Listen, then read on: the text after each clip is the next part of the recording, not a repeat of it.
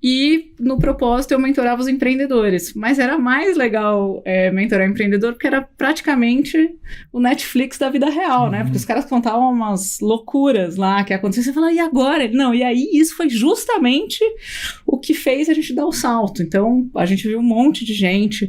As rodadas 3F, né? A gente brinca que as rodadas 3F não eram Family, Friends and Fools na época. Era Fusca, Fogão e Flat, que era o que os caras vendiam para empreender. Ele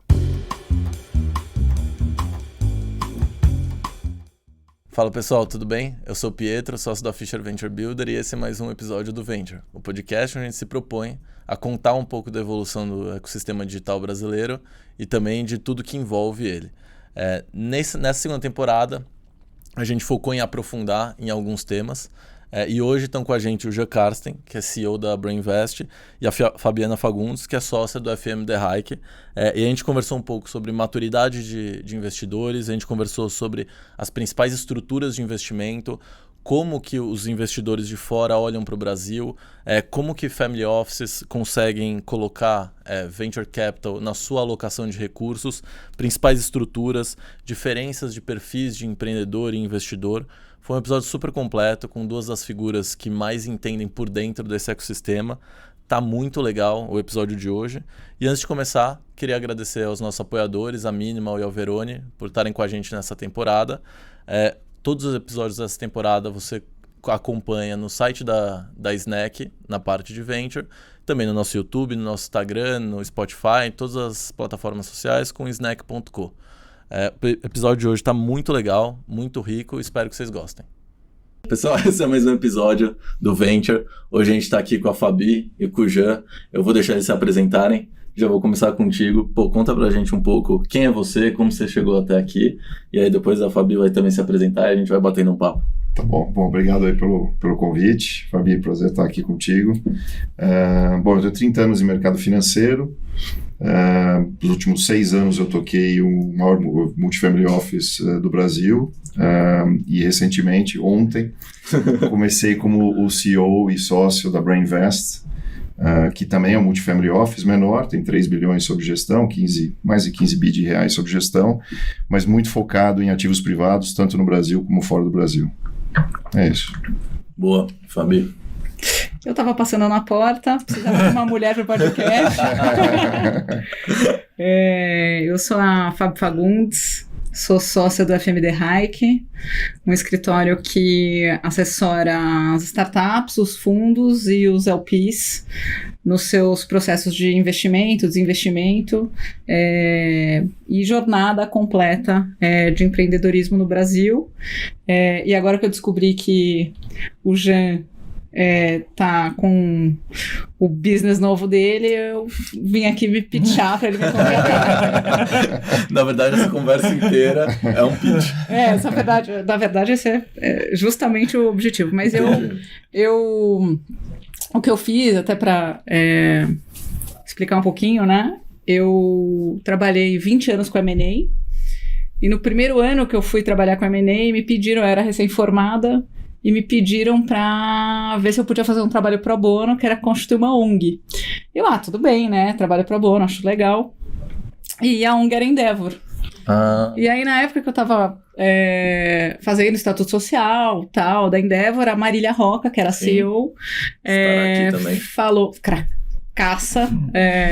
falou, Fabiana, você não quer mentorar nossas startups? A gente tá precisando de um advogado, né, que possa ajudar e tal. Eu falei, tudo bem, só que eu não faço a menor ideia do que é uma startup. Ela falou, 2000, né, ninguém sabia o que era uma startup. Inclusive tinha um termo, empreendedorismo, nem participava do dicionário. E aí eu comecei a mentorar empreendedor. Na época era para começar o Venture Capital no Brasil, mas a bolha das .com estourou. E aí foi todo mundo, os B2Bs foram os back to bootstrapping, que o ecossistema era inexistente, e aí eu comecei a fazer mentoria de bootstrapping mesmo. Mas depois, então minha profissão era trabalhar nos M&A sofisticados, tinha, né, o BMA era o lugar onde faziam-se todos os M&As, assim, super mainstream. E no propósito eu mentorava os empreendedores. Mas era mais legal mentorar empreendedor porque era praticamente o Netflix da vida real, né? Porque os caras contavam umas loucuras lá que aconteciam. Você fala, e agora? Não, e aí isso foi justamente o que fez a gente dar o salto. Então a gente viu um monte de gente, as rodadas 3F, né? A gente brinca que as rodadas 3F não eram Family, Friends and Fools na época, era Fusca, Fogão e Flat, que eram o que os caras vendiam para empreender. Literalmente, tinha empreendedor que vendia Fusca para empreender. Então, eu fui acompanhando a jornada até que em 2020, durante a pandemia, eu fui obrigada a trabalhar posso até contar, né, que eles já me autorizaram e é público, para a Raia Drogasil montando o RD Ventures, que é o fundo de CVC deles. Legal. E aí, eu tentei demover o cliente de trabalhar com ele. Falei, não, 2 advogados do mesmo lado e tal.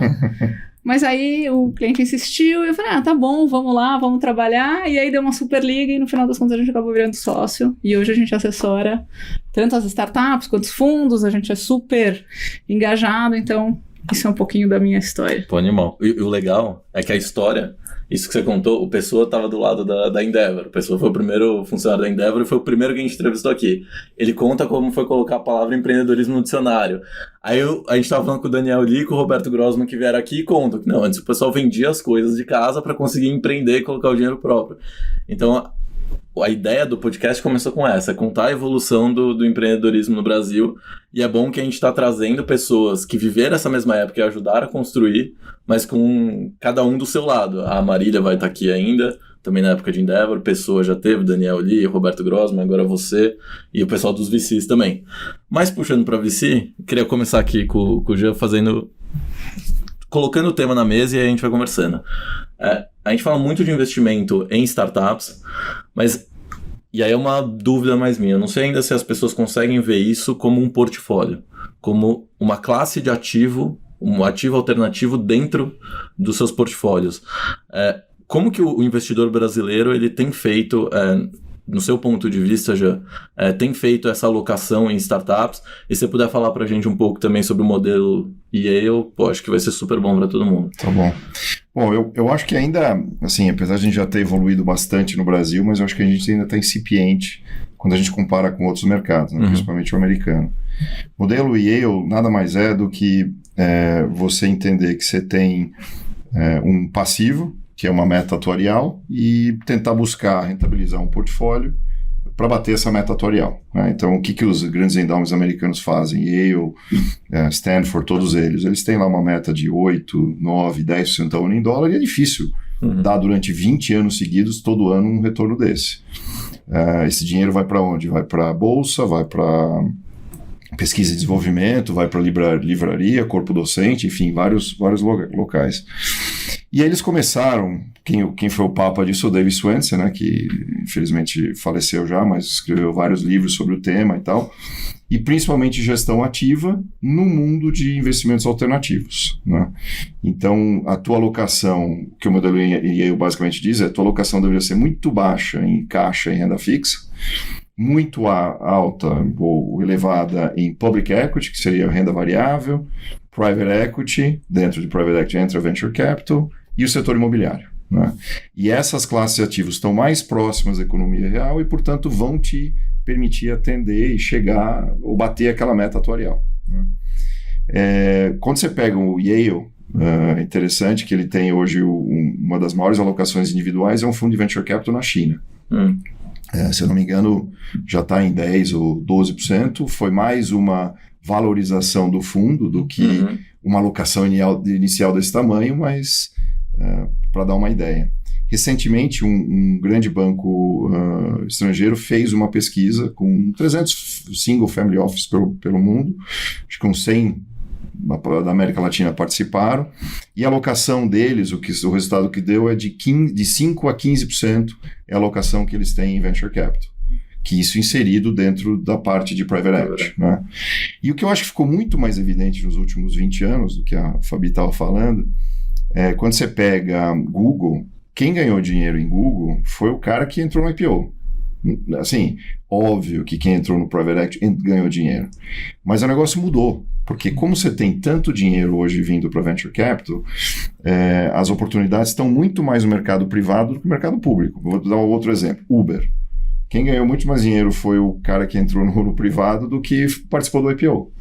Então, hoje as empresas podem se dar o luxo de ficarem mais tempo privadas antes de ir ao mercado público, né? E eu acho que essa correção que a gente viu agora recentemente tem sido interessante porque é uma oportunidade boa, né? Eu acho que a safra 22, 23, tanto aqui quanto lá fora, vai ser excelente. Então, aqui no Brasil a gente ainda está muito, muito atrás. Isso tudo que a gente está vendo é só o começo. Sim, muito no começo. Só para dar uma ideia para vocês, o que entrou usando minha colinha aqui, primeiro trimestre de 2021, 2 bi mais ou menos em Venture Capital. Primeiro trimestre de 2022, 5,1 bi.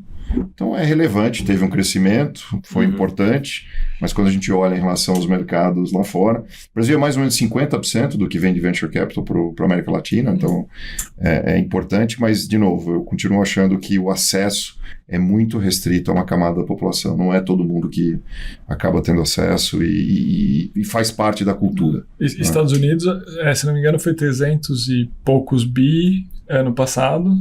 E esse ano você estava falando 200 primeiro semestre foi 200 bi. 200 bi de dólar. Então, o mercado maduro já está já pegou no gosto. Sim. E, na verdade, já virou parte da alocação. Né? Não, e só para dar um exemplo, assim, eu participo de um grupo que está em Miami. É um fórum que em questão de 1 hora eles apresentam 10 deals, cada um tem 7 minutos para apresentar, aberto, e o último que eu participei tinha 300 pessoas ouvindo, boa parte deles dos Estados Unidos, tudo oportunidade de co-investimento. Só, não tinha nenhum fundo apresentando, era direto aos empreendedores. Exato. Mas esse acho que é um ponto super importante, que é legal a gente difundir e divulgar, que acho que na cabeça tradicional de investidor brasileiro, ele sempre vai para a segurança, né? A gente está comentando historicamente imobiliário, real estate, depois juros, e risco é a renda variável, né? Então a gente está falando dentro de uma classe de ativo que o nível de risco é bem maior, porque você fica lock, né? Você fica preso, sem liquidez, mas isso faz parte da distribuição natural de investimento para o investidor profissional, né? Sim. E aqui a gente ainda está quebrando esse paradigma de relação risco-retorno e distribuição das classes, né? Os juros, quer dizer, você tem hoje, no nível que a gente está, qualquer coisa que dê CDI mais 3, mais 4, para ele já está ótimo, né? Por que se preocupar e abrir mão de liquidez e fazer um compromisso de 7 anos, 10 anos? Tem muita gente que pensa assim, né?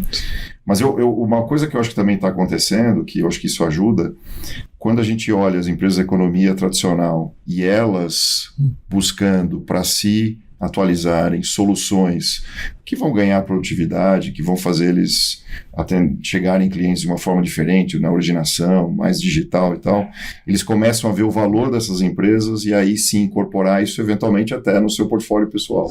Então, esse processo eu vejo ele acontecendo mais. Infelizmente a gente não tem os players no tamanho que a gente vê isso nos Estados Unidos, né? Eu só para dar um exemplo, ano passado eu entrevistei o Robert Smith, né, que é o afro-americano mais rico dos Estados Unidos, e eu acho o cara brilhante. Ele fez uma empresa chamada Vista, para quem não conhece, é um dos maiores investidores em software as a service do mundo. Ele tem no portfólio hoje 600, ele já fez mais de 900 investimentos. E ele estava me colocando um ponto que eu achei que super interessante. Ele mede o quanto que ele gera de return on investment para as empresas que ele entrou.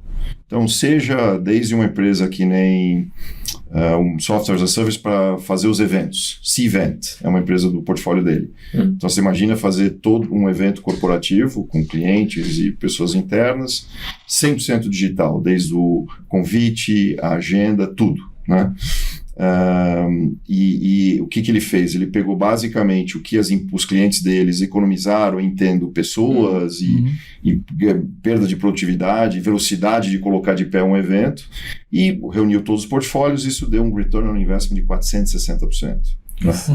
Então é surreal. E isso se traduz, obviamente, no resultado, no P&L dos clientes que contrataram esse serviço. E uma coisa que ele soube fazer que acaba tendo um efeito de capilaridade fantástico, eu entendo dessa forma. Ele criou um business de consultoria, né, paralelo ao business de investimento, de venture capital, e ele tem um ecossistema. Por ele ter 600 investidas, imagina todo o C-level que ele consegue ajudar dentro do próprio ecossistema em angariar recursos humanos, porque hoje o principal problema de a gente conseguir desenvolver essa área está em gente, né? Eu gosto de falar que tem 7 bilhões e meio de pessoas no mundo e tem menos de 30 milhões de developers, coders, então dá uma ideia do tamanho do problema que é isso. E a gente ouve o pessoal falando que toda grande empresa vai ser uma empresa de tecnologia. Sim. A conta não fecha. Mas eu queria voltar lá no tema do... Acho que a gente estava falando um pouco de investidor e da maturidade, e aí até a visão de, você está há 30 anos no mercado financeiro, o Fabrício está desde 2000 lá olhando para a startup.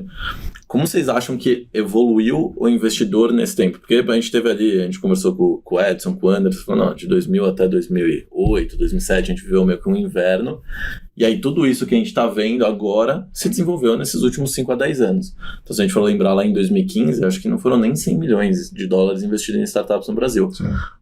Conversando com o Anderson da Redpoint, ele falou, não, quando a gente começou, contava nos dedos quantos investimentos, quantos deals por ano em startups.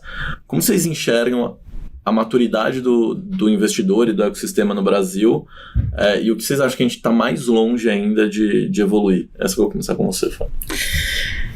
Eu acho que mudou tudo, né? Acho que mudou completamente. Acho que ainda tem muito espaço, tá? Para amadurecer. Estava conversando hoje com o Marco Pellman. O Marco Pellman estava falando, você sabe que às vezes a gente conversa com um fundo que está fazendo investimento em pre-seed e o cara agora ouviu o galo cantar em algum lugar, não sabe aonde, está reproduzindo que ele quer ver tração no pre-seed. Tração no pre-seed é quantos slides você consegue fazer no PowerPoint ou com quantos investidores você consegue falar, né? Não existe tração no pre-seed. Então, tem muita gente que não sabe, né? Não entende o que é um setor, não sabe, nunca ouviu falar em curva J. Hein? Por incrível que pareça, tem fundo de venture capital que não sabe o que é uma curva J. Historicamente, as pessoas sabem que a indústria de venture capital nos Estados Unidos ela é deficitária. Na verdade, que o primeiro tier é que leva todo o dinheiro dos outros tiers em grandes linhas. Então, tem muita gente aprendendo, acho que tem muito Pedro Álvares Cabral também, né? Então, Pedro Álvares Cabral, o que eu chamo os caras que vieram na frente, eles entendem muito mais do que a turma que é newcomer, e a turma que é newcomer vai aprender, vai demorar um pouquinho, mas vai aprender. Então, acho que a maturidade do investidor de venture capital também está melhorando, né? O fato dos deals, por exemplo, a gente controla número de deals, né? Que a gente fez, pelo menos, no ano passado e esse ano. E por incrível que pareça, apesar do arrefecimento das operações, a gente estava olhando que até o meio do ano a gente praticamente fez o mesmo número de deals do ano passado. O que está mudando? Está mudando que, claro, a gente mesmo, o ano passado, viu uns deals saindo que você fala... Não entendi. E agora a gente tá vendo muita gente com fundamento. Então, acho que o bom da crise é que dá uma depurada nisso. Outro dia eu tava no evento da Endeavor e eles estavam fazendo a diferenciação entre hype e bolha. Em cima a gente caiu, mas era discussão de semana. Mas, então, assim, eu tô vendo, é muito bom. Eu acho que é muito bom quando tem um ajuste. Acho que o que eu vi acontecer agora também as corporações vieram para o jogo, então tem muito CVC vindo, entendendo o que deixando aquele mindset de eu quero tudo para mim, eu quero fazer M&A, lembrando que eu fiz 20 anos de M&A e acqui-hire, que não chamava ainda acqui-hire, mas as corporações antes elas só queriam fazer CVC porque elas achavam que o CVC era um jeito escondido e disfarçado de comprar a empresa, fazendo um path to control. Sim. E agora elas entenderam o jogo, né? E eu acho que tem cases maravilhosos. Por exemplo, o Lemon com o Zitec da Ambev é, para mim, o case, né? E acho que tá mudando muito a maturidade, as pessoas estão entendendo. Então, tem um livro bacana, acho que não sei se é New to Big ou Big to New, que é um negócio muito legal. Depois eu dou uma olhadinha para confirmar. como as corporações podem fazer investimentos como VCs e ter uma pegada estratégica sem querer ter tudo para elas, né? Então, acho que tem muita maturidade acontecendo. As pessoas também vão amadurecer. Tá cheio de gente que começou a criar um fundo. Vou fazer uns club deals aqui e tal. Então, tem muita gente que vai dar mais certo, menos certo. E saiu um relatório, se não me engano, recente do Y Combinator falando que 2 dos 280 deals que eles investiram retornaram 3/4 de toda a rentabilidade deles.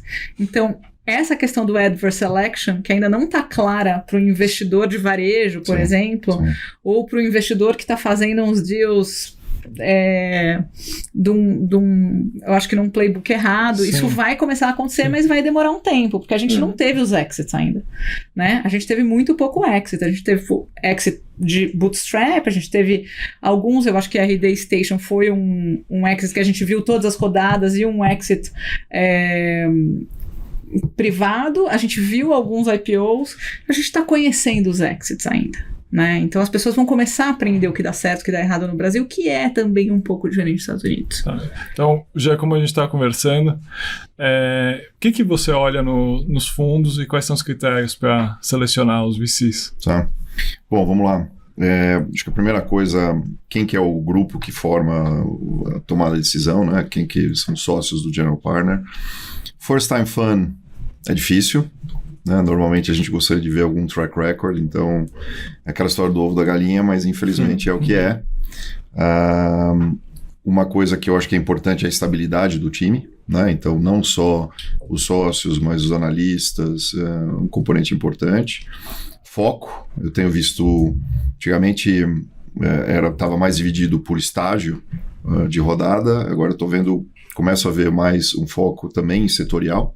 Então começam a surgir general partners só olhando, por exemplo, agritech. Os fundos especialistas. Especializados. Ou só health tech e assim por diante. Porque uma coisa que eu gosto de falar é assim, que é um ponto importante também para VC, né? Muito importante. Para VC e private equity em geral. Agribusiness e setor de saúde no Brasil são super importantes no PIB, mas não tem a representatividade no mercado público. Então, a única forma de você ter exposição é através do mercado privado, ou private equity ou venture capital, né? Então, acho bom, acho legal que esses caras estão surgindo especializados. Mas voltando à questão de seleção, né? Eu acho que eu coloquei os principais pontos, e aí tem um trabalho que a Spectra, que a gente é bem próximo, faz uma vez por ano, eles não divulgam isso, mas é bem interessante o trabalho, onde eles entrevistam os empreendedores de algumas das investidas, ou em alguns casos de todas as investidas, de gestores de private equity, venture capital, onde eles perguntam onde ele adicionou valor, qual o papel dele na formação do board, na operação em si, na formação do networking, em escalar ou criar máquina de vendas, enfim, diferentes frentes.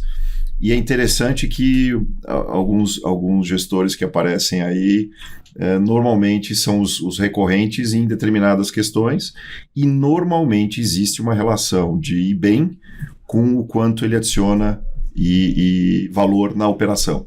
Está muito correlacionado o cara que tem um histórico muito bom com o cara que adiciona um valor na operação. E a gente estava comentando também que é o perfil de onde veio o cara que ele é um bom gestor. Sim. Nesses fundos. Quem que é esse cara? Tem de tudo, né?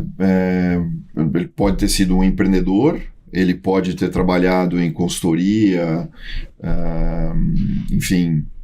Uma coisa só que eu acho que de vez em quando se confunde um pouco, não é uma garantia por ele ter sido um empreendedor, ele vai ser um bom alocador, um bom selecionador de empreendedores, né? Existe uma correlação positiva aqui, mas não é uma garantia de que vai ser sempre o caso. Então, eu acho que é uma coisa que tem que ser vista. Eu acho que no final, se você conseguir ter um time com um bom mix, porque tem a parte do asset allocation, mas também depois que você faz o asset allocation, tem o value creation, né? Então, na hora que você vai escolher, eu também sou LP, né? Então, na hora que você vai fazer esse tipo de alocação, e a gente divide os fundos em umas 5 principais categorias, né? Fundo de early stage, ou late stage, e growth, fundo generalista e fundo especialista. Fundo hands-on, hands-off. fundo IVC, CVC e follower e leader, né? Sim. E aí, eu acho que dá para você fazer uma boa alocação pegando um mix das coisas e entendendo onde é que eles estão. Porque, assim, o fundo que é um cara que é um fundo líder e que é um fundo mais hands-on, ele precisa ter um cara de value creation, porque senão não vai agregar nada. Um fundo que, na verdade, é mais generalista, ele vai, eventualmente, como ele é construtor de ecossistema, ele vai conseguir te colocar mais de frente com um ecossistema, vai fazer mais matchmaking, e assim por diante. Então, acho que o que você tem que saber é em quem que eu quero investir, e na hora que eu for fazer esse investimento, eu vou ter que ser coerente com o que eu espero daquele fundo. Tem fundos mais hands-on, você vai ter que ter gente ex-empreendedor lá. Porque o cara que é simplesmente alocador de recurso não vai conseguir agregar se ele não tiver. Por exemplo, tem grandes gestores que já foram empreendedores e agora estão fazendo bastante value creation. Né? Então, acho que assim, tem que ter acho que no final você tem que ter uma estratégia e a sua alocação ser coerente com a estratégia do que você quiser. E como o empreendedor avalia isso no fundo também? Agora falando do outro lado, porque nós aqui estamos sempre do lado da mesa do empreendedor e o encanto do discurso do VC é meio geral. E a gente tem que fazer a nossa DD de entender como cada um joga, né? Eu acho que o próprio empreendedor deveria ter um mix de fundos no cap table. Né? Porque o empreendedor tem fundo que vai dar um dinheiro, tem fundo que vai trabalhar muito value creation, e os fundos mais de early, eles têm que agregar algum valor para o empreendedor. Então, eu, por exemplo, acho que fundo de early spray and pray só se justifica se ele conseguir fazer a ponte para os próximos fundos da próxima rodada, né? Como está olhando para o stage financing, então eu acho que fundo de early deveria ser mais hands-on. Eu, pelo menos... Por quê? Porque o empreendedor vai precisar. Se é um empreendedor... O second time entrepreneur, ele é um cara que já sabe alguma coisa. Então ele precisa menos do fundo, ele precisa mais do dinheiro, do selo, do networking para alguma coisa, se não for o setor dele. O cara que é first time entrepreneur, ele vai precisar de muito mais um babysitting ali do fundo e precisa ser hands-on. E esse não dá para ser o cara spray and pray, que faz 1000 investimentos, porque não vai ter tempo de cuidar, né? Então, eu acho que tem que ter um pouquinho de cada. E acho, inclusive, porque tem uma questão de você não ficar totalmente na mão de um fundo, né?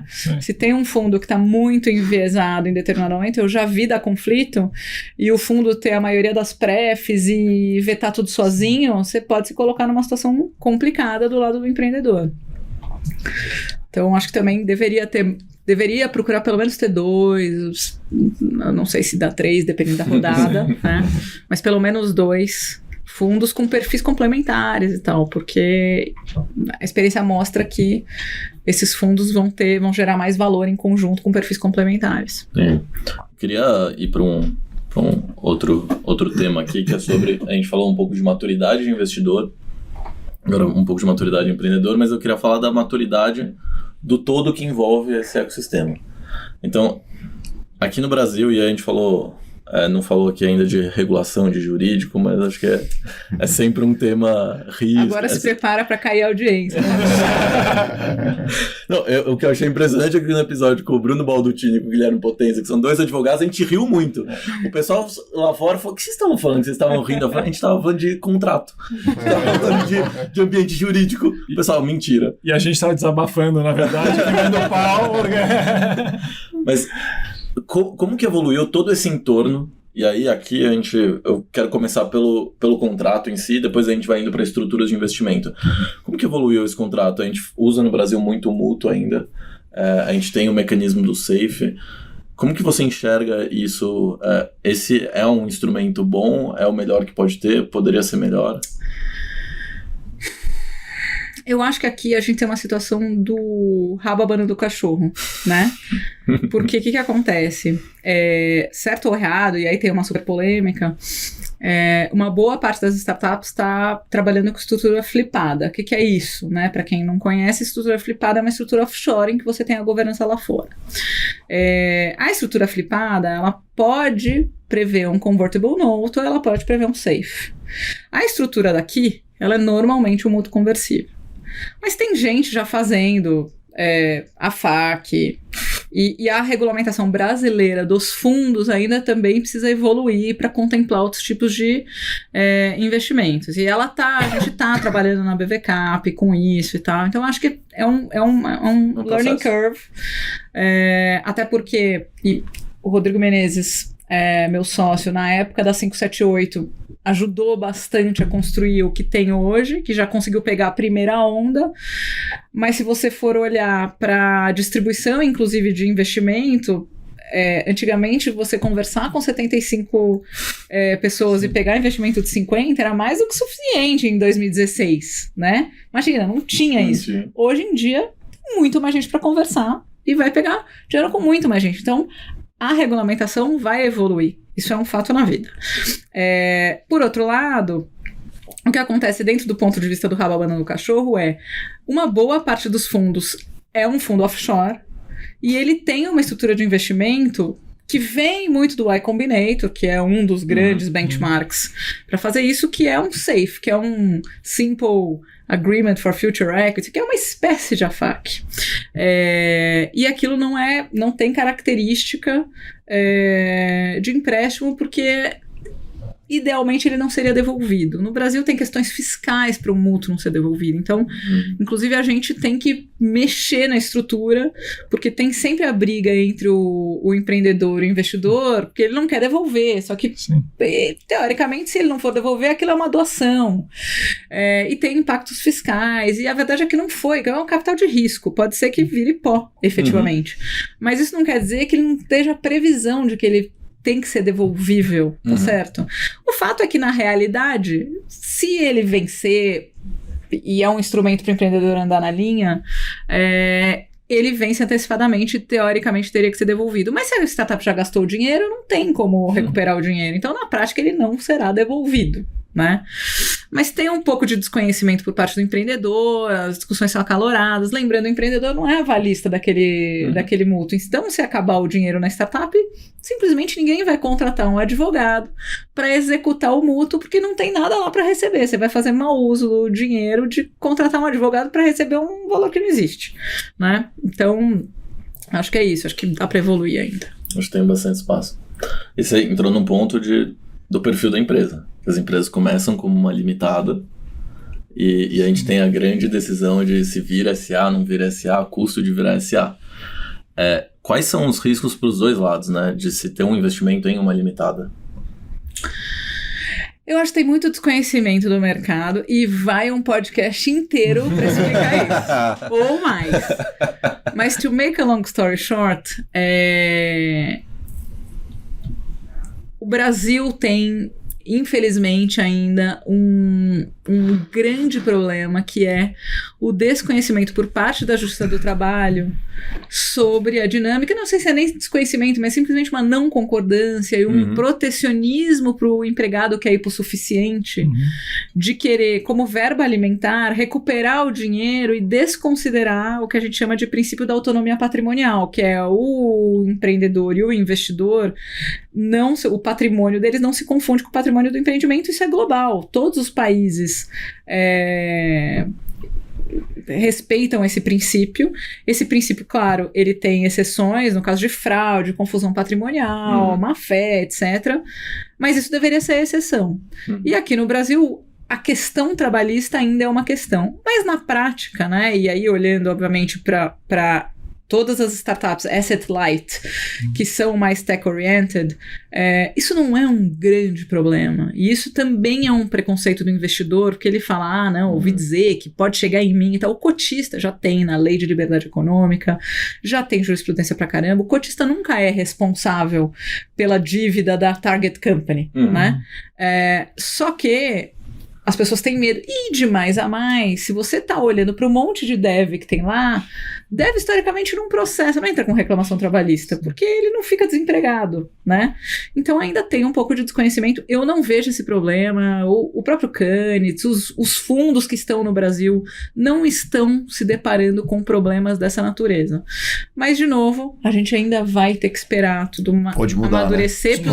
Os próximos 12 meses a gente pode testar um pouquinho isso. Mas para os próximos, os próximos, eu acho que o mercado vai amadurecer e vai ver o que vai pegar, o que não vai pegar, e o investidor vai começar a ficar menos reativo, porque o investidor, os grandes LPs são inclusive famílias empresárias, né, do super high net worth, etc., ultra high net worth, que têm seus empreendimentos, que são controladores das empresas e que ouvem lá nas empresas que o trabalhista é um caos, então ele não quer olhar dentro de uma estrutura de LP para um investimento aqui, fica com medo e tal, mas eu ainda acho que tem desconhecimento e a gente vai ver que não é esse bicho de 7 cabeças. E sobre custo de SA limitado, acho que o grande problema aqui, a gente tentou trabalhar no marco legal, não saiu como a gente gostaria, mas é a questão do simples, né? O simples é simples, ele não é barato. Né? Ele, na verdade, como as empresas queimam caixa, teoricamente, se tivessem todas no lucro real, elas não precisariam pagar imposto. Só que a folha é super pesada em termos de encargos fiscais e também você teria que ter uma contabilidade que custa mais o contador que você paga do que o imposto. Sim. Então isso tudo precisa evoluir ainda. E você começou comentando da estrutura, que a maioria usa a estrutura flipada. Por que a estrutura? Provavelmente tem empreendedor aqui que tá ouvindo a gente que nunca ouviu falar da estrutura flipada. Se você puder dar Estrutura flipada, normalmente, passa por... E tô falando do Pareto maior, porque tem estrutura no mundo inteiro, né? Mas o Pareto maior da estrutura flipada é ter uma LLC em Delaware em cima da empresa operacional brasileira e ter uma Cayman Entity em cima da Delaware. Isso veio, o rabo abanando o cachorro, de os fundos simplesmente replicarem os modelos de investimento que eles faziam ou no Silício ou na América Latina. E como os early stage funds não tinham grandes cheques, eles também não contrataram escritórios que tinham uma especialização. Então, o que aconteceu? Eles simplesmente começaram a fazer investimentos e pedir para fazer essa estrutura. O Y Combinator tem 2 estruturas. Olha, ou você entra numa C Corp em Delaware, ou você entra numa Cayman Company, senão não vou te dar o dinheiro. Eu tive uma conversa em 2015, por exemplo, com um empreendedor, e eu falei, olha, não é a melhor estrutura para você, porque se a sua jornada vai ser no Brasil, muito provavelmente o seu exit estatisticamente vai ser no Brasil. Logo, tem uma eficiência fiscal e operacional muito maior de que você tenha uma estrutura brasileira. Né? Se você... E aí é outro dia de podcast aqui para explicar por quê. Mas o fato é que quando... os fundos de VC que entraram no Brasil, eles não têm o filme completo do exit. Os poucos dos fundos que a gente tem aqui são fundos que já tinham pessoas de private equity e de M&A e que conhecem o fim da jornada. Então, eles simplesmente falam, não, deixa eu fazer uma coisa que é mais fácil para entrar, que cria menos fricção para entrar, porque o FIP eu vou precisar ter algum tipo de influência e tal, então, putz, isso daí vai agregar muito. A gente já resolveu esse problema, diga-se de passagem, mas os fundos falaram, não, vamos entrar desse jeito. E ninguém estava prevendo o final da jornada. Aí começaram a ter os exits com os offshore funds e os onshore funds. Estratégicos locais também. Para os estratégicos locais, aí inclusive, tem que trazer tudo de volta. E tal, e aí tem que trazer tudo de volta, porque os estratégicos querem comprar aqui, e os bancos coordenadores das ofertas do IPO também falam, não vou fazer BDR.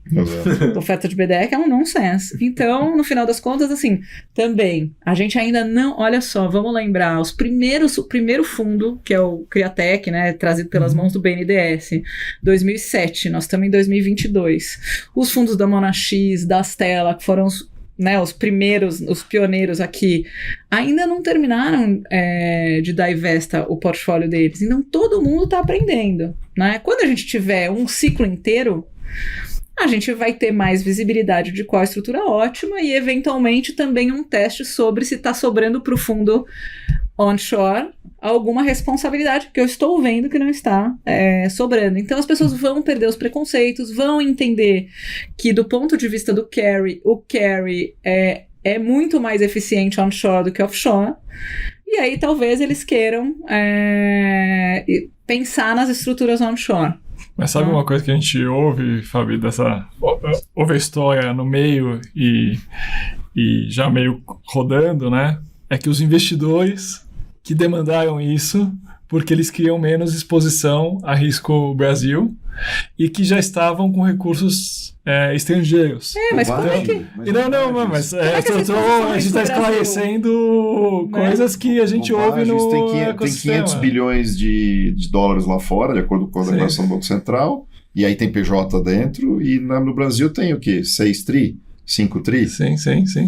Então, bobagem. Não, e a exposição ao risco Brasil, na verdade, se você está investindo numa companhia que tem uma jornada brasileira, você está no Brasil, né? Sim. E cria até uma questão complicada. Por exemplo, na época da pandemia, eu me lembro que o dólar sofreu uma valorização em um determinado momento. As empresas aqui estavam performando, mas na hora que você converte para reportar, estavam underperforming. Porque elas investiram em dólar e, na verdade, o retorno em dólar era negativo. Então, tudo isso não é porque a rodada é em dólar que o investimento é em dólar. O investimento não é em dólar. A verdade é que a jornada é no Brasil. Então, o SaaS que ele cobra é um SaaS em reais. Né? E tá super indo bem, super crescendo, porrando lá o triple, double, indo super bem e você tá reportando underperformance. Não, mas é super bom a gente esclarecer isso, porque tá demais assim de ouvir os dois lados, porque no final realmente a gente, mais do lado do empreendedor, recebe isso do VC. E a gente tem pouca ferramenta para contra-argumentar, entendeu? E muitas vezes você flipar por força do VC ou muito cedo, cria um burden para a companhia que realmente você aumenta a complexidade, às vezes o custo administrativo não é tão significativo, mas tem um esforço, e mexe um pouco a cabeça, porque você está na jornada local, você começa a pensar lá fora, daí você começa a puxar, então eu tenho que ir para a Latinoamérica por causa da minha estrutura. Não tem nada a ver umas coisas com a outra, mas isso é um bom ponto, assim, eu pessoalmente prefiro, quando eu fundo lá fora, que esteja fazendo Latam, mas que tenha experiência no Latam. Não seja em função do underlying structure, né? Sim. E porque no final, você fazer um investimento lá fora em Brasil, quer dizer, você está consumindo a alocação de Brasil. Teria que ser feito aqui. Né? E lá fora você vai para Dragoneer, Sequoia, Bond Capital, e assim você tem uma diversificação. Sim. Mas eu sou sensível aos fundos que preferiram fazer investimentos fora, principalmente porque esses fundos começaram a nascer muito antes da Lei de Liberdade Econômica. Sim. E é verdade que as famílias empresárias, né, o ultra high net worth aqui, eles tiveram pesadelos com o Brasil. Então, na hora que eles pegam os recursos que eles já investem offshore para colocar alguma alocação aqui, às vezes já o veículo de investimento é offshore, tem um custo aqui para fazer conta ônibus, 4373, enfim. Então eu sou super sensível porque também é uma questão de o fundraising, tanto para o empreendedor quanto para o fundo, ele é um processo que você tem que tirar fricção. Sim. Então o fundo vai e fala, tô captando no Brasil num FIP. Aí ele fala, mas todos os meus recursos estão lá fora. Então você tem que criar uma conta ônibus. Agora já tem uma startup que cobra baratinho a conta ônibus. Mas, então, essas coisas vão evoluir. Assim, eu realmente acredito que vai tudo evoluir. Eu vou aproveitar que você trouxe o tema do FIP. FIP é uma estrutura, a gente sabe que foi feita para um outro mercado, talvez. Mas como estrutura de fundo é a melhor que a gente tem, aí acho que é bom ouvir dos dois lados, né? É a melhor estrutura que a gente tem para investimento em startups hoje? Ou precisaria de muita adequação ainda? Não, eu acho que tá bem perto, tá? A gente já resolveu grandes problemas. O problema da influência, por exemplo, era uma super preocupação e tá resolvido. E acho que o problema de você conversar e as ofertas também, a CVM acabou de soltar as resoluções, né, 160 seguintes, que vão facilitar, tendem a facilitar, acho que ainda merecem alguns ajustes. Eu acho que até o ano que vem vão sair os ajustes, que é quando ela entra em vigor. Mas se eu tivesse que fazer um bom resumo, os FIPs são melhores para os exits e os fundos offshore são melhores para entrada. Dá um corte. Essa me fez pensar aqui, mas faz sentido. Mas daí já é a complexidade, bastante, como reflipar, né? A diferença nacionalizar, desflipar. Então, assim, custa para flipar e desflipar, mas hoje é o jeito que muitos fundos topam fazer investimento. Então, é aquela história, né? Tem um investidor querendo investir em você e é esse o dinheiro que tem. Sim. Você vai... Do lado do empreendedor, você toma. Você vai... Tem que ser do urso, né? Você vai continuar pagando a folha, você vai. Já do lado do investidor. Então, eu vejo assim uma vantagem enorme no FIP, que hoje existe ainda, tem uma preocupação no futuro, que é aquela tentativa de acabar, né, voltar com comicotas para fundo fechado. Então aqui tem um risco que não é desprezível, porque muita gente usando o fundo fechado para investir nos FIPs, ou em co-investimento, ou fundos diversificados. Se acabar isso, como é que você trata?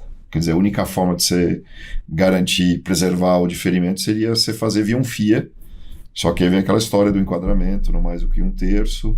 Você pode desenquadrar passivamente, se o fundo for muito bem, ou o co-investimento for muito usa bem. Fundo consolidador de multimercado, mas o que acontece? O ponto aqui que a mim, assim, sou super sensível e eu já ouvi isso de investidores, Fabiana, legal, eu vou ter uma mega eficiência na saída, mas se para eu entrar eu tiver muita fricção, eu posso perder o deal. Sim. E eu sou follower, então eu não sou o último bis da caixa. Os caras, eu peço para entrar ali, os caras gostam de mim, eu trabalho no Value Creation, eu construo ecossistema, eu faço matchmaking, mas eu sou follower, né? Eu sou o fundo que acompanha as rodadas, eu não sou o fundo que lidera, que ancora as rodadas. Então eu prefiro entrar rápido e depois sair ineficiente do que perder a rodada. Eu respeito isso, eu acho que o nosso trabalho enquanto advogados, dentro de um advocacy, dentro da associação, né, da BVCAP, é trabalhar para melhorar a entrada. E eu acho que a CVM está se sensibilizando, né? O novo presidente da CVM é um cara, inclusive, que trabalhou comigo no passado. A CVM está se sensibilizando de que a super proteção de um investidor que não precisa e não quer ser protegido, ela precisa ser um pouco flexibilizada, né? Porque o investidor de venture capital, desde que ele esteja ciente do risco que ele está tomando e esteja querendo fazer, ele não precisa de uma superproteção, porque não há risco sistêmico. Se você olhar para o quanto ele aloca na carteira, né, 5%, 10%, se ele perder 5% ou 10% da carteira, ele não cria risco sistêmico para a nação. Né? Então, eu acho que a própria CVM está sim se conscientizando de que há uma necessidade de desregulamentar, porque quanto mais amarrado for o mecanismo de captação e alocação de recursos em venture capital, mais o que vai acontecer é que o recurso vai lá para fora. E aí aquilo que você está querendo proteger, você na verdade causa fuga. Né? Então... E da cadeia toda, né? Até a saída. Claro. É isso, você vai estimulando até o exit. Se não for um estratégico brasileiro, o mercado de capitais vai ser lá fora. É isso mesmo. Não vai ser aqui. Mas esse até daí, começando aí pro final da cadeia aí, né, da saída, uma coisa também que a gente ouve muito de esses business que estão muito bons, saudáveis, é de a saída acontecer lá fora e que para o investidor isso também atrai muito, porque tem um duplo ganho, né, do IPO, que nem se falou, de pegar um IPO internacional com outro nível de liquidez. Liquidez, prêmio, visibilidade, tudo. De novo, como o investidor, o LP, acho que está em cima dessa discussão do VC, mas que o VC tem uma influência grande no final da jornada. O LP também do VC... Não palpita sobre isso. Não. É muito distante. No final, acho que é o empreendedor com o VC e tá ligado ao total addressable market, né? Sim. É um play de Brasil, é um play de Latam, é um play de Gympass, é um bom exemplo. Né? Virou um negócio nos Estados Unidos mais importante do que a América Latina, então... Eu acho o seguinte, de novo, né? Quando a jornada é brasileira e o Brasil tem startups gigantes sem precisar se internacionalizar... Exato. Muito provavelmente você vai ter um exit que tende a ser no Brasil. Quando a startup começa a se internacionalizar, aí você tem um outro play. Quem decide o exit é muito mais ou o coordenador da oferta no IPO, para falar, olha, aqui pega mais, aqui tem mais apelo de varejo, aqui os institucionais estão mais querendo, né, acreditam mais nesse setor, etc. Ou o investidor estratégico está aqui. Né? Então, eu acho que quem decide o exit não é nem o empreendedor e nem o investidor. É quem está comprando. É quem tá comprando. Quem é onde? Money quem talks, né? Sim. É onde é quem está comprando, no final das contas. Mas tem a ver com o addressable market, né? Total. West Wing. Não poderia fazer Nasdaq. Né? Então, tem um pouco a ver com o addressable market. Então, para o que você está vendendo? Você tem visão diferente. Quase cutuquei aqui. Ó, como a gente previu no começo, a gente está indo para 1 hora e eu queria fazer 3 perguntas finais ainda. Mas pode mais um pouquinho. A produção deixou? Não, mas ainda tem 3 temas que a gente nem... A gente vai ter que ter parte 2, talvez. Mas a gente falou muito de evolução, né? E a gente não falou o que puxou essa evolução. Porque assim, não aconteceu do nada. Não é que um dia a gente não tinha startup e dia seguinte a gente tinha. Que vocês acham que elementos macro ou que elementos de Brasil vocês acham que puxaram esse crescimento do VC como classe de ativo e que todo mundo começou a reparar e que a gente começou a isso fazer parte do noticiário e das carteiras de investimento? Eu acho que é muita coisa. Bom, primeiro, as empresas tradicionais incorporando aquilo que eu falei um pouco, incorporando um pouco a tecnologia, ganhando produtividade e fazendo diferente, seja na originação de cliente, na distribuição, em qualquer uma dessas frentes. Eu acho que isso foi um evento claro. Juros ajudou, né? A gente tem aquela questão que a gente traz a gente falou, né, meio descendência europeia de imóvel, o juro historicamente sempre foi muito alto, então acaba viciando os investidores, de repente você vê um juro mais baixo. A historinha do papo de bar, né? Putz, eu fiz aquele investimento e como foi e tal, isso ajuda. O FOMO. FOMO gera um... Sim. Exato, deixa eu entender melhor isso, como faz e tal. Então eu acho que esses 2 componentes, mas tem muito ainda para evoluir. Muito. Tem muito. Eu tenho uma visão particular a respeito disso. Eu acho que... Prepara o corte. Não foi... Eu acho que todos eles, assim, foram responsáveis pelo crescimento, né, pelo ganho de relevância dessa classe de ativos, mas eu diria que foi um trabalho de construção de ecossistema, de formiguinha, que algumas pessoas, o Edson até lembra da viagem que ele fez ele e falou tal, assim, ele comentou aqui. mas assim, era inexistente o ecossistema. Você só consegue criar a cadeia inteira se você consegue criar ecossistema. Sem ecossistema você não tem nada disso. O juro podia estar negativo. Se não tivesse um ecossistema preparado para entrada, para os follows, para os exits, para... E por ecossistema a gente fala empreendedores, startups, investidores, tudo. É tudo. Os advogados. Os advogados. A história do empreendedor é importante, né? Uma geração diferente, né? Que tá disposta a empreender, que faz já já não vem a mercado pensando qual o emprego que eu vou terminando faculdade. Ela vai qual o business que eu vou montar. Né? Acho que esse é um ponto interessante que vocês dois viveram de perspectivas diferentes. O que mudou nesse cara, nesse empreendedor? Acho que o exemplo, as histórias que ele escutou, o que ele leu, o que ele viu acontecendo nos últimos 20 anos e o mindset. Eu vou ser dono do meu nariz. Eu acredito nisso também. Eu acho o seguinte, minha geração, né, 40 anos, foi criada com a vida é dura para quem é mole. Então, putz, eu estudei num colégio jesuíta. Jesuíta é uma mistura de religião com exército. Então não é para olhar para dor e achar que é doído e tal. O jesuíta é o seguinte, eu acredito, tá escrito, tá? Santo Inácio de Loyola, ele fala, eu acredito que o preto que eu vejo é branco se a hierarquia da igreja me disser assim. Então, as pessoas não tinham mentes disruptivas e não questionavam por que tem que ser assim. As gerações de 40, 60 anos, né, que são baby boomers e geração X, criaram os filhos de uma outra maneira. eu acredito até que de uma maneira um pouco mais poupada, vamos aqui fazer a nossa meia-culpa, né? Eu também tô criando filhos de maneira mais poupada que os meus pais me criaram. E quando eles chegaram no mercado de trabalho e eles começaram a ver, cara, aquele horror, né? Primeiro eles entram nas empresas, eles ganham aquele kit Disney, lindo de morrer, e depois passa 3 meses e eles descobrem que ali não é a Disney.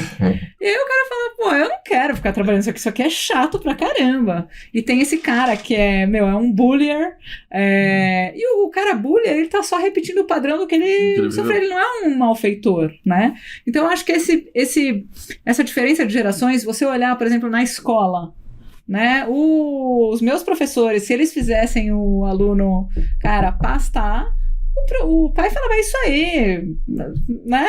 A vida é essa aí, filho. School, outro dia eu ouvi de um médico que ele estudou numa escola que tava assim, em cima, ele se mudou para os Estados Unidos. School is not the preparation for life, it's life itself. Né? E é verdade, só que a gente tá criando, né, filhos de uma maneira um pouco mais poupada, a mãe reclama mais, e não sei o que, o filho já se sente mais acolhido e não está acostumado com a dor. Quando ele chega no mercado de trabalho... Adorei. É um pouco mais poupado. Então, quando você chega no mercado de trabalho e ele vê uma grande diferença e é incômodo aquilo, ele fala, pô, eu não quero ser empregado.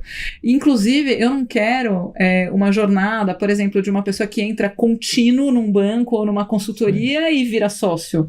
Ele quer trabalhar por projeto, é mais dinâmico, ele quer ter várias experiências e tal. Ele não precisa mais, assim, já há uma estabilidade financeira dos pais e tal. Então, acho que ele vai para um empreendimento, que ele quer tomar risco, ele quer fazer as coisas diferentes, ele quer olhar para a dor de uma maneira menos obediente. Ele quer sofrer sozinho e escolher os sofrimentos que ele quer. Eu escolhi isso. Pessoal com 25 anos. Vai ser difícil. Eu sou o único culpado do meu sofrimento. Ao invés dele culpar o chefe, ele vai culpar o VC, ele vai culpar o mercado. Até olhando do outro lado aqui, a gente fala muito isso aqui, que eu concordo, mas eu acho que foi criado recentemente uma glamorização do empreendedorismo. Por quê? As histórias, né? São os cases de sucesso. Exato, os exemplos... Eles não veem os cases de fracasso, esse é um problema. Isso. Porque isso não chega. Exato, os exemplos eles são muito bons para trazer gente também. Exato. Mas se você só conta meia história, todo mundo acha que é fazer um PPT, levantar 10 milhões como na XKZEC e Valor e depois ficar levantando centenas de milhões a cada ano e você vai sair bilionário no final da jornada. Bom, eu dou bem a real pros meus mentorados, tá? Boa, então a gente vai mandar vagas para você. E ainda tem cases de fracasso que o cara ainda saiu bem, né? Tem. Vira série, alguns não estão.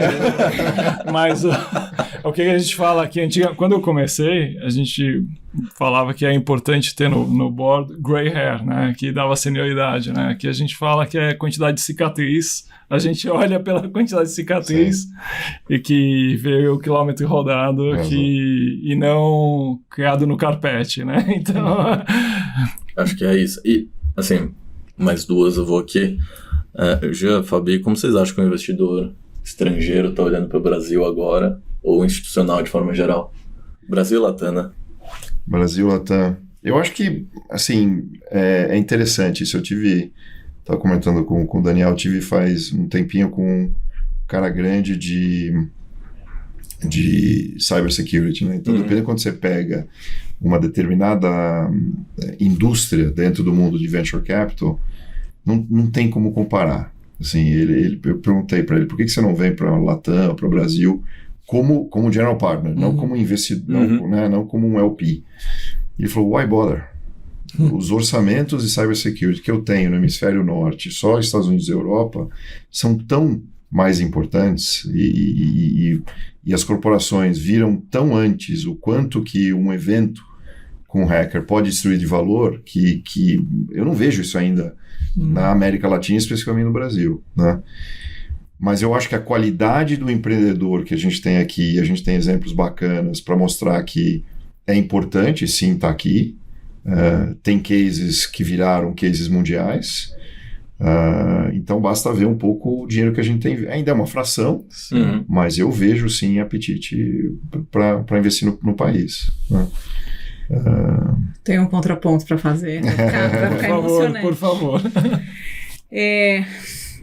Do ponto de vista geopolítico, eu tenho ouvido as pessoas dizerem, olha, tem os Estados Unidos que está indo para um polo, a gente está vivendo uma possível desglobalização, né? Regionalização. Tem um outro polo que é China-Rússia, depois vão ter os países que vão ficar, né, na periferia desses dois polos, e tem os países neutros independentes, tanto do ponto de vista logístico, energético, de mercado, etc., alimentício.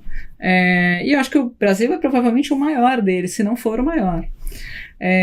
Então, como mercado consumidor, eu acho que o Brasil... Eu sou uma realista esperançosa, tá? Então, acho que o Brasil é um supermercado. Eu também acho. Eu acho que tem muita possibilidade de ainda surgirem grandes empreendimentos aqui, grandes empreendedores. É verdade que o mercado aqui trabalha mais no vibe da escassez, então fica apertando o fornecedor. Aqui vai o meu protesto, tá? Parem de espremer os fornecedores, principalmente os advogados. Eu, inclusive, não cedo mais as pressões por espremer fornecedor, porque eu acredito que se você não entrega um commodity, você não deveria ser remunerado de maneira comoditizada. Não pode dividir em 6 vezes e começar a pagar em 60 dias. O problema não é dividir em 6 vezes. O problema é você me pedir um trabalho grey hair e querer me remunerar com benchmark do cara que não tem a experiência que a gente tem. Isso não é tecnologia para mim, né? Mas voltando aqui ao ponto, porque esse é um assunto apaixonante, né? Para os advogados. Mas assim, eu acho que o Brasil, se conseguir não se prejudicar, né? Porque ele sempre perde a oportunidade, né? De perder uma oportunidade, não perder a oportunidade. Usa bem a oportunidade de se prejudicar. Né? E o Brasil tem uma grande chance de ter um mercado que ninguém vai ter dentro da neutralidade. Então eu vejo sim uma grande possibilidade, acho que ainda tem muita coisa para ser feita, um mercado enorme para ser conquistado, acho que a tecnologia está engatinhando aqui. É verdade, a gente não tem tecnologia fronteiriça, né? Eu acho que é convenção entre os investidores que as tecnologias fronteiriças ou vão vir de Israel ou dos Estados Unidos e que ali tem, né, dinheiro para esse tipo de coisa. A biotech ainda está engatinhando, como o Edson até mencionou no podcast, mas nem só de tecnologias fronteiriças vive um mercado. Então, se a gente olhar para as grandes disrupções do mercado, a invenção do e-mail, dos servidores, etc., nenhum desses inventores ficou milionário. Quem ficou milionário foram os caras que 10 anos depois conseguiram aplicar. Cripto, né? O Edu Vasconcelos, que está no GIC, ex-Valor, fala muito isso. Então, para aplicar no Brasil, tem um mercado consumidor gigante, né? Agora, cabe aos VCs e aos funds of funds e aos multifamily offices conseguirem passar essa informação para os investidores que ainda não estão aqui. E eu, sou super entusiasta do Brasil, super mesmo. Eu acho que a gente vive um momento meio esquizofrênico até. Porque o Brasil é o maior usuário de WhatsApp, é um dos maiores usuários de Uber. O Nubank é uma das fintechs de maior sucesso. Não foi tecnologia fronteiriça, foi a adaptação de um modelo para resolver uma dor do dia a dia. Então, por essas coisas e por estar fazendo IPO lá fora, hoje a gente tem muito acesso e muita conexão, fundos de lá investem aqui, você consegue em eventos lá. Então a gente cria essa falsa proximidade que eu acho que o Jean trouxe muito bem, que é, cara, o valor investido aqui, o que se investe no Brasil é menor do que provavelmente no 5º hub dos Estados Unidos, que não é Vale do Silício, não é Nova York. Então ainda tem muito para crescer. A gente de fato ainda está começando e é bom que a gente tenha esses exemplos e o benefício de ter uma população grande que é early adopter. Aqui no Brasil a gente adota novas tecnologias muito rápido porque a gente tem muito problema. Como diria uma ex-sócia minha, Camila Goldberg, são as dores e delícias de sermos quem somos, né? Tá inspirado.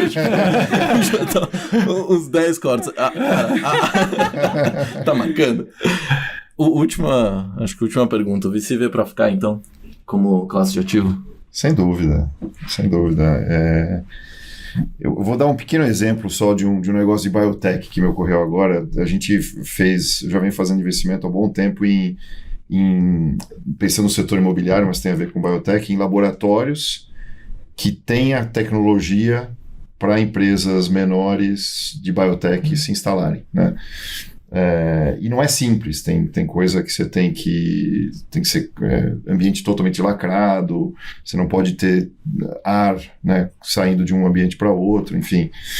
E eu descobri essa turma em Florianópolis e eu estava conversando com eles, não existe. Você tem um em Floripa, você tem um em São Paulo, talvez um no Nordeste. Então, só mostrando o ecossistema, o que tem. E aí, quando você vai olhar, tem cases de um cara que patenteou uma tecnologia para usar o conhecimento que a gente tem sobre Zika vírus para tratar tumor no cérebro. Né? Não sei se vocês viram, ganhou prêmios e tal. Então, enfim, assim, para mim está tudo biotech e VC está junto, tá? Na parte de alocação. O pessoal tem muito essa visão de que VC é tecnologia, computador, software. Não, estão juntos. Estão juntos, é capital de risco. É muito difícil de você achar vários players e fundos focados nisso, mas, enfim, para mim está junto na alocação e no orçamento de risco. Mas sem dúvida veio para ficar e eu acho que ao longo do tempo eu não duvidaria nada que ele ganhe espaço, ele ganhe peso em detrimento de public equity. Tá? Eu acho que é uma coisa que pode acontecer bem naturalmente, como acontece lá fora. Até porque você não consegue rebalancear. Você pôs virou 10, você tem que esperar o exit. Você não dá para dizer, manda o dinheiro. Não, o general partner precisa achar uma saída e pôr isso para trabalhar. Então, é natural que isso deve ganhar um pouquinho de peso nas carteiras. Não. Interessante. E você? Contraponto. Não. Eu só acho que biotech vai precisar de um capital mais resiliente. Sim. Né? Eu acho que ele tende a aumentar na medida em que as ideias do que fazer com os SaaS da vida diminuam, porque todo mundo vai ocupar esse espaço, então vai precisar, né, partir para novas opções, mas é muito mais difícil você ter retornos em biotech, porque o ecossistema ainda é um ecossistema em construção. Total. Mas eu acredito, por exemplo, tem uma startup que a gente apoia que está mapeando o genoma brasileiro, né? Porque, na verdade, a gente ouviu dizer que todos os medicamentos, vacinas, todos os testes farmacológicos são feitos com o genoma e o fenótipo anglo-saxão. E o Brasil é super miscigenado. Então, você não tem hoje qualidade de pesquisa clínica para o brasileiro. Eles são tratados com os traços anglo-saxões. Para vocês dois, talvez funcione. Para mim, não funciona. Eu sou uma super miscigenação, mistura de árabe com italiano, com brasileiro, com índio, com português. Então, o Brasil é muito diverso, muito miscigenado e é um super lugar para isso, por exemplo. Né? Mas é um capital que vai precisar ser mais resiliente. A economia real, ela dá mais trabalho. Né? Quando você tem um SaaS, dá um problema no aplicativo ou no API, 3 adolescentes vão lá e passam a noite resolvendo o problema, colocam ali uma xícara no código e resolvem. Gente, muito obrigado pela participação de vocês. Vocês querem deixar algum recado final, algum comentário? Abre o coração que vocês quiserem. Obrigado vocês pelo convite. E para a moçada que está ouvindo, turma mais jovem, continue empreendendo. Boa. Super obrigada. Eu nem me sinto à altura de estar aqui sendo entrevistado. Na entrevista estão uns caras ilustres. Olha o Jean, olha essa dele. Entendeu? Mas eu queria agradecer a oportunidade e também agradecer a oportunidade de pitchar o Jean para trabalhar para ele agora na nova jornada. Bom demais. Obrigado. Obrigado. Gente, é isso. Esse foi mais um episódio do Venture. Vou dar os recadinhos, senão a Ju vai me matar. Tudo isso no site da Snack, no Instagram da Snack, no LinkedIn da Snack. Isso faz parte de um projeto que a gente está fazendo para contar, documentar um pouco da história do ecossistema e também mostrar como ele está evoluindo. Então você confere todos os episódios lá no site da Snack, snack.co, e no Instagram também, snack.co. Obrigado, Jean. Joia. Fábio, Obrigado. obrigado. Obrigado, hein? Valeu, gente. Até a próxima.